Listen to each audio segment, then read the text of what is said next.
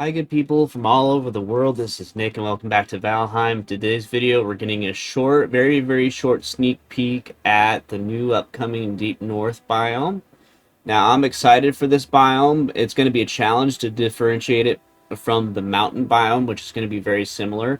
And I think they might look back. They've looked for the Ashlands update. They looked back at the Black Forest.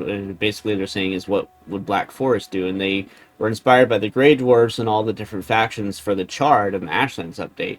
And I think they also might look back at the Black Forest and how the Black Forest can at first seem very similar to the Meadows, but it's darker and more dangerous, different trees, different enemies to differentiate it between the Meadows and the Black Forest.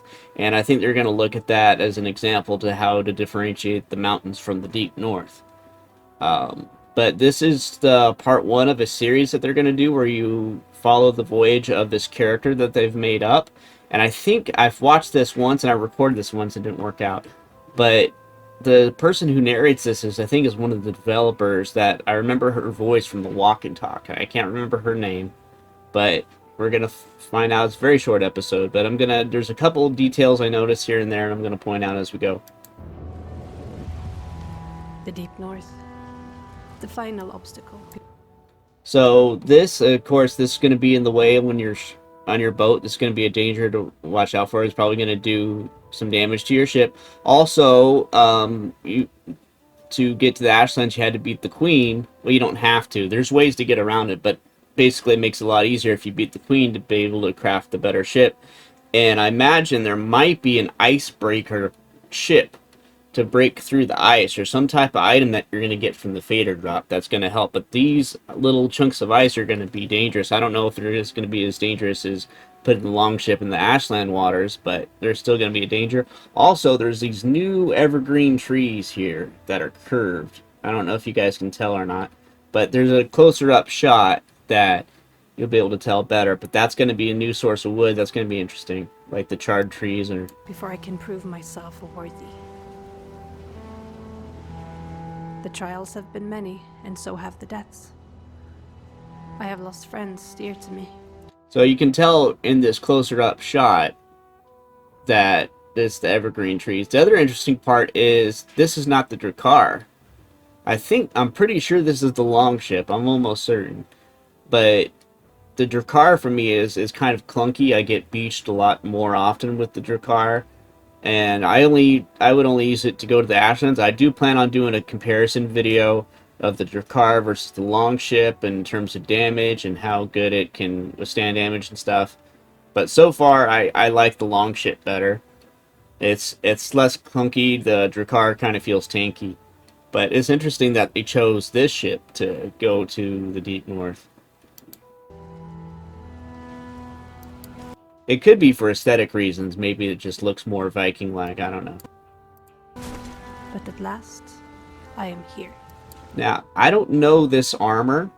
It's probably something from Hilder's update, I'm guessing, or it could be the new Deep North armor. I have not found Hilder yet. I have found the bogwitch, but I have not found Hilder yet.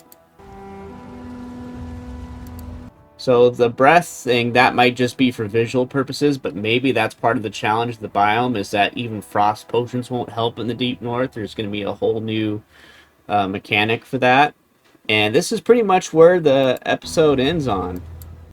It's a very short episode. It's part one. There's going to be multiple parts. I'm excited for it. I think another way they differentiated it is with the Aurora Borealis effect that they've had in some areas to make it different from the mountains. It's going to be interesting to see what kind of enemies are in there. And I could see a lot of Christmas-themed, winter holiday-themed houses and projects in the Deep North. That's going to be cool to see. And maybe there'll be even steeper slopes you can make the ship rails on and slide down those. Those are fun.